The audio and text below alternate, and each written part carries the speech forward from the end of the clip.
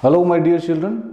So today I am here to show you one very important activity related to laws of reflection. So reflection, we all know that it's a phenomena in which the ray changes its path after striking a reflecting surface, right?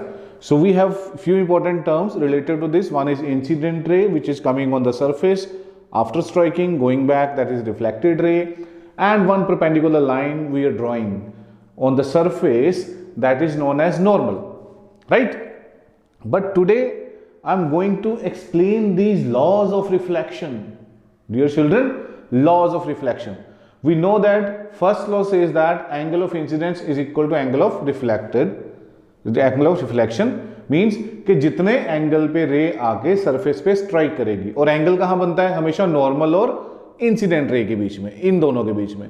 उसी तरीके से reflected ray ऐसे जाएगी, वो जो दोनों के बीच में एंगल होगा वो हमेशा इक्वल होता है, right? Secondly, incident ray, reflected and normal, these all lie in the same plane. कि जो तीनों रेज हैं वो क्या करती हैं? हमेशा सेम प्लेन में लाई करती हैं. ओके, तो अब मैं आपको कुछ बड़ी ही इंटरेस्टिंग एक्टिविटी से ये लॉ समझाऊंगा कि कैसे angle of incidence is directly proportional to angle of reflection होता है, कैसे अगर हम एंगल ऑफ इंसिडेंस बढ़ाते हैं तो रिफ्लेक्टेड रे बढ़ता है, एंगल ऑफ रिफ्लेक्शन कैसे बढ़ता है, एंड वेरी इंपॉर्टेंट इज कि अगर हम रे ऑफ लाइट इंसिडेंट करते हैं नॉर्मली तो उसका पाथ कैसा होता है, right? So let's start. For this I am having few things. This is one mirror, and you know that mirror is a reflecting surface.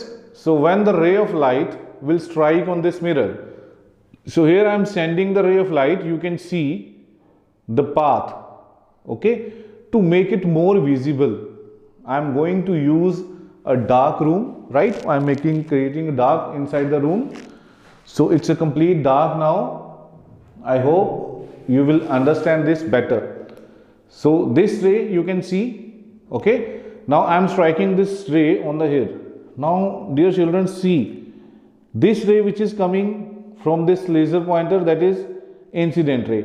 After striking the mirror, one ray is going there, that is reflected ray, okay? But what will happen if I will increase the angle? Like angle of incidence को अगर मैं increase कर दूं, देखो automatically angle of reflection भी बढ़ेगा.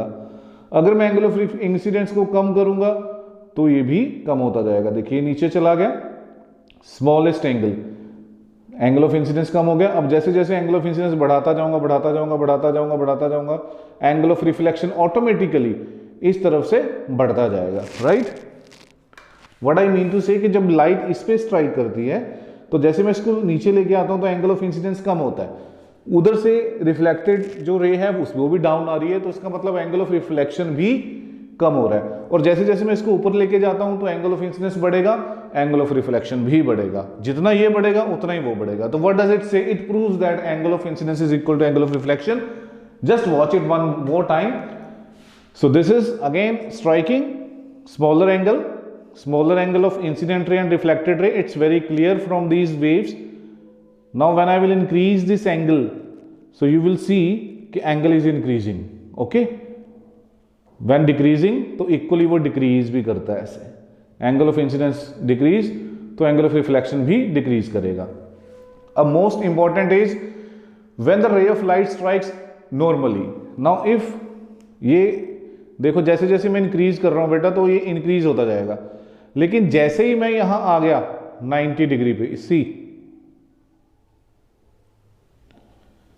90 degree पे आते ही ये रे किसी को नजर नहीं आएगी. See it will appear one ray, one only.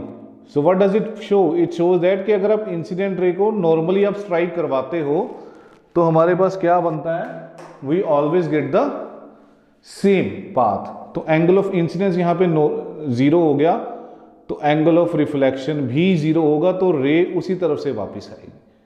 Clear? So these are the two laws.